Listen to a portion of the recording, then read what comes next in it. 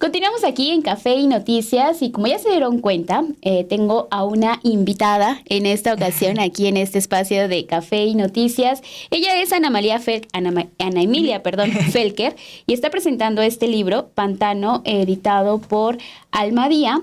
Pero, Ana Emilia Felker, tú ganaste el Premio Nacional de Periodismo 2015, eres ensayista, eres escritora, eres periodista.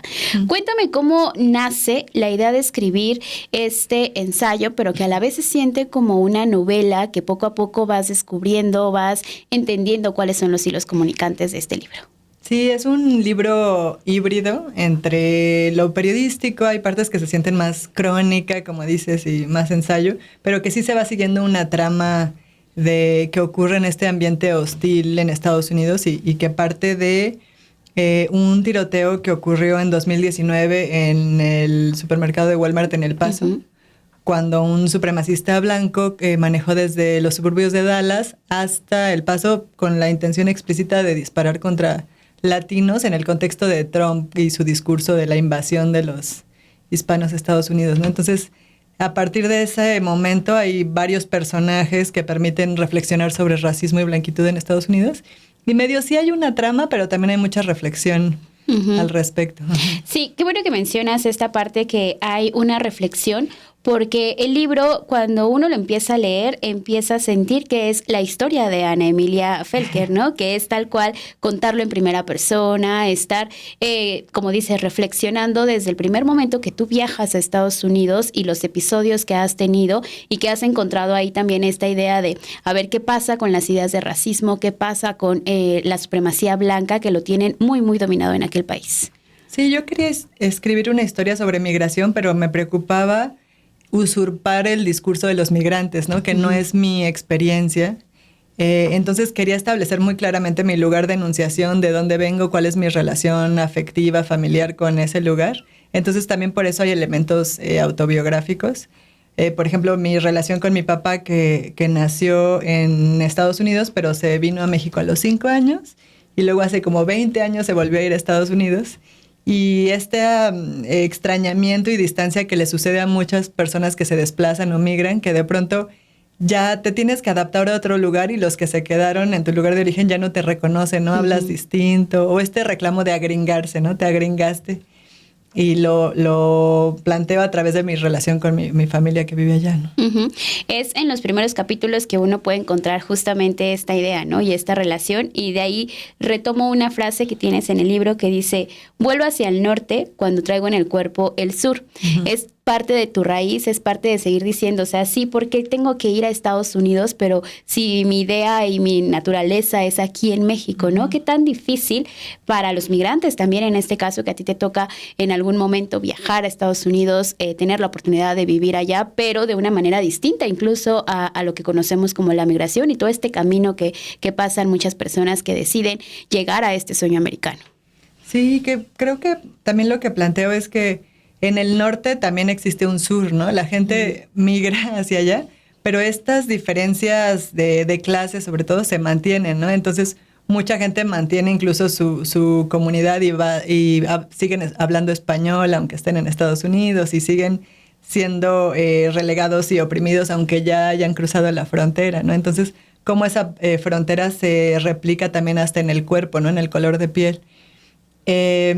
Y sí, por ahí va la cosa. ¿Cuál era la otra? Sí, no, justo, ¿no? O sea, ¿cómo era esta idea que tú tenías de la migración? Porque muchas veces pensamos en migración, en las personas migrantes, y pensamos justo en todo este trayecto que tienen que pasar. Por el otro lado, tú estabas viviendo también esa supremacía, ¿no? Blanca que muchas veces han decidido muchos evitar, que tratan de alejarse de toda esa idea del racismo que está impuesto desde Estados Unidos. O sea, llegas también siendo migrante a este país, pero con papeles, digamos, también muy distinto a todo el camino, pero también es una manera de emigrar, también es una manera de crear a lo mejor una identidad nueva, que eso es parte también de lo que dejas aquí en este libro. Sí, también quería hacer una crítica, sí al sueño americano, pero también a la aspiración de blanquearse, ¿no? Que es algo que vemos también en México y en otros países de Latinoamérica, como querer acceder a un estilo de vida que podría ser gringo, pero también europeo, en lugar de buscar otras formas de organización, lo que decías del sur y el norte, ¿no? Como más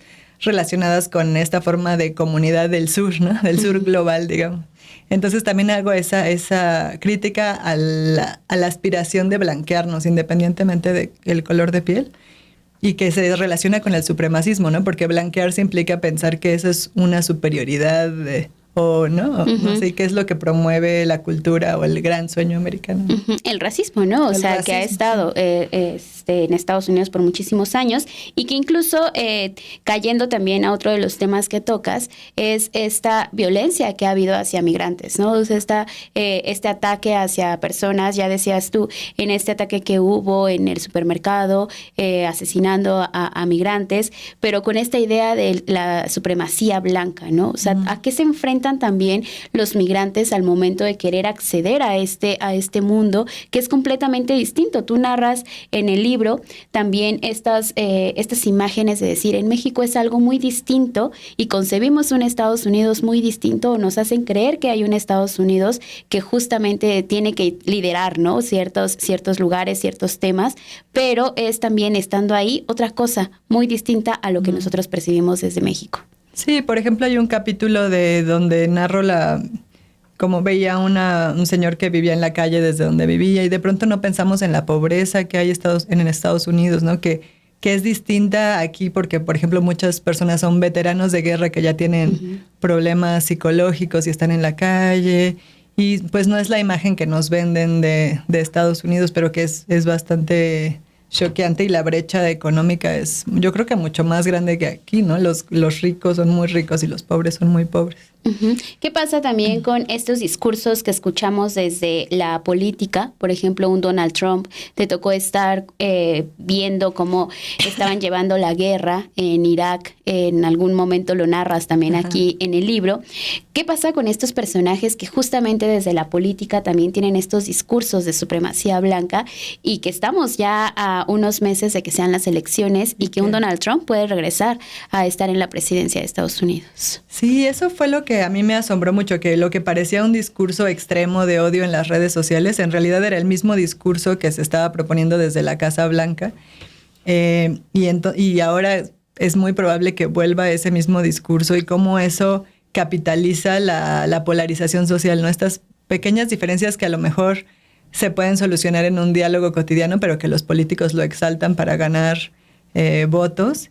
Y la diferencia, yo lo escribí cuando Trump estaba en el poder, pero creo que la diferencia ahorita es que estamos viendo el ganar de terreno de la ultraderecha en Europa y en diferentes partes, y que si gana de nuevo Trump, implica también una efecto en cadena de la ultraderecha en diferentes partes del mundo, ¿no? Sí, que también se han detenido, ¿no? Y hay que recordar también, Francia, por ejemplo, casos como Francia, que justo cuando la izquierda se termina uniendo, termina logrando evitar que esos espacios se ocupen. Pero en Estados Unidos, que las diferencias sí son muy distantes entre lo que vemos con Donald Trump y lo que vemos ahorita con un Joe Biden en las políticas migratorias, cómo han tratado cada uno este tema, y pareciera ser que está ganando esta idea de decir la supremacía blanca tiene que predominar a través de este discurso. A ti te tocó ver esto, presenciarlo. Es un libro que además no solamente sí lo escribes, como ahorita nos decías, en la época de Donald Trump, pero también es un libro que recupera varias historias desde hace muchísimos años, ¿no? Cómo hacer también y recopilar cada una de estas historias para que justo quedara este breve ensayo, porque además te lo vas comiendo, ¿no? Así, sí, en 2 segundos estás ya muy picada, muy concentrada y no dejas que nadie te moleste.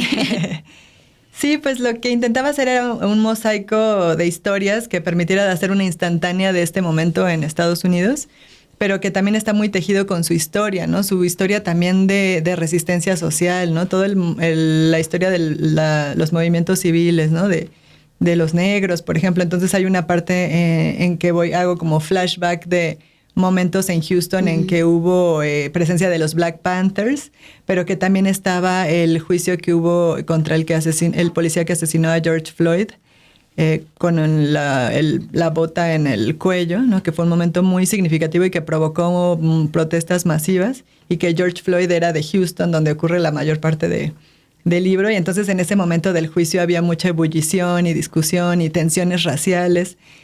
Entonces intento narrar todos esos elementos tan complejos, pero a partir de una vivencia bien personal y bien aterrizada, ¿no? De pronto es una discusión con mi papá en la cocina, pero es un tema muy amplio, aterrizado en una cocina, ¿no?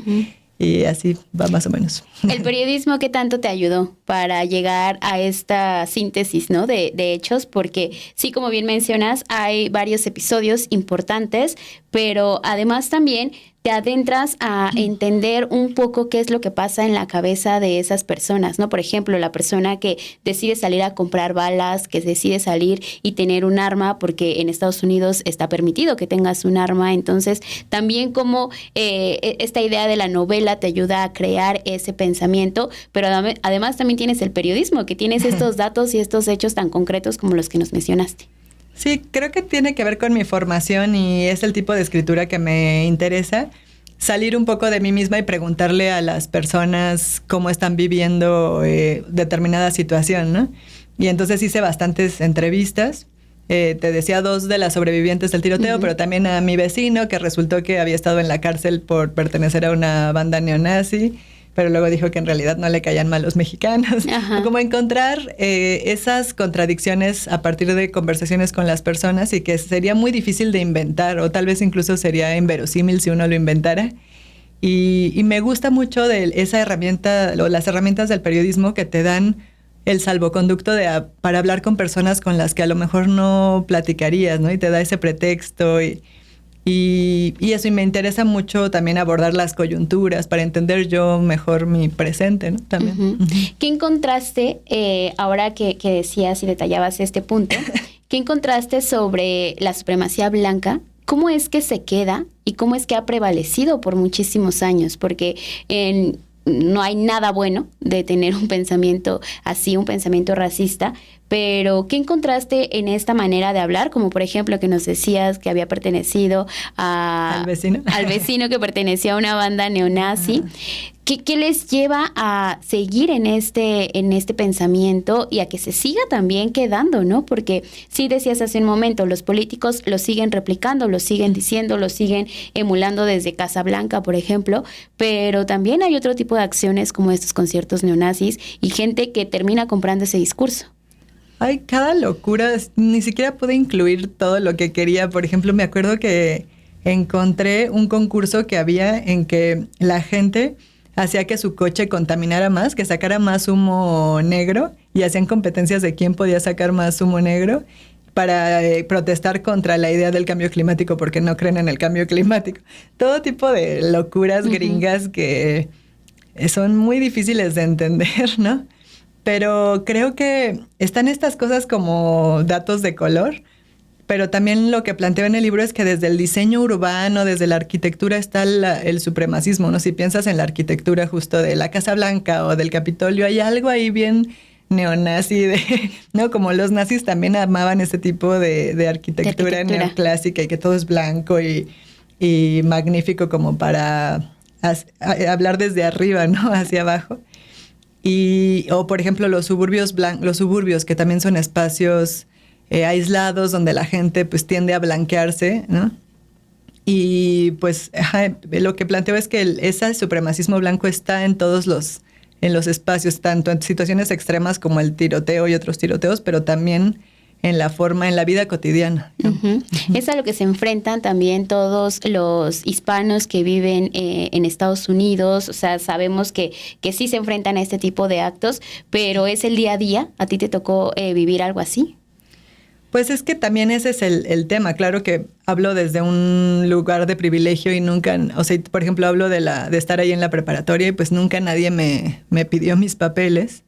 Y sé que a otras personas sí les pasa, ¿no?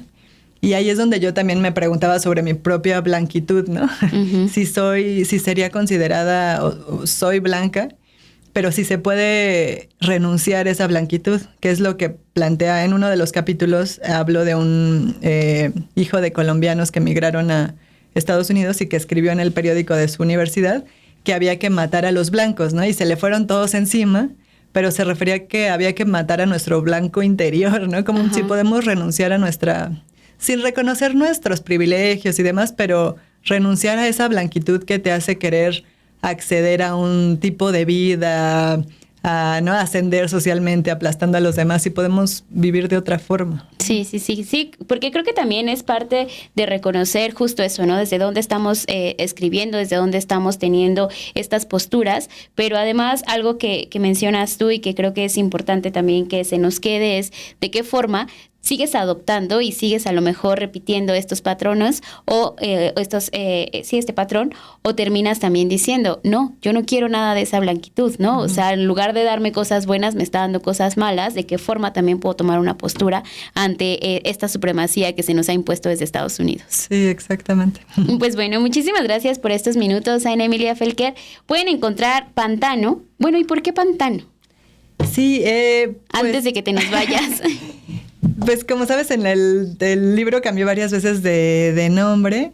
Primero se llamaba Santuario porque Houston es una ciudad santuario para migrantes. Okay. Luego quería jugar con la idea de Pantone, de como estos diferentes tonos de piel de la blanquitud. Y luego llegué a Pantano porque Houston es un pantano, ¿no? Es muy húmedo. Y entonces me daba para pensar en cómo nos empantanamos en estas guerras culturales y de identidad que estamos importando de Estados Unidos, y pues lo empantanada que está la política en Estados Unidos, ¿no? De pronto tenemos dos viejitos seniles que no, uno se nos presenta como la esperanza cuando es quien ha apoyado el genocidio en Palestina, ¿no? Siento totalmente empantanada la política en Estados Unidos. Uh-huh. Sí, pues ahí está parte de los comentarios de Ana Emilia Felker de este libro Pantano. Es editado por Almadía y lo pueden encontrar en todas las librerías. Sí. En internet también está disponible. Exacto, lo pueden pedir por Amazon o por la página de Almadía. Y además los diseños de Almadía siempre son muy bonitos, son de Alejandro Magallanes. Y al final les dan bueno, ya lo corté, pero está aquí el separador para que ustedes ya lo tengan aquí. Y es como esta red de highways muy típica de Estados Unidos. De Estados Unidos, sí, claro. Bueno, muchísimas gracias, Ana Emilia. Gracias a ti, Perla. Bueno, pues seguimos aquí en Café y Noticias.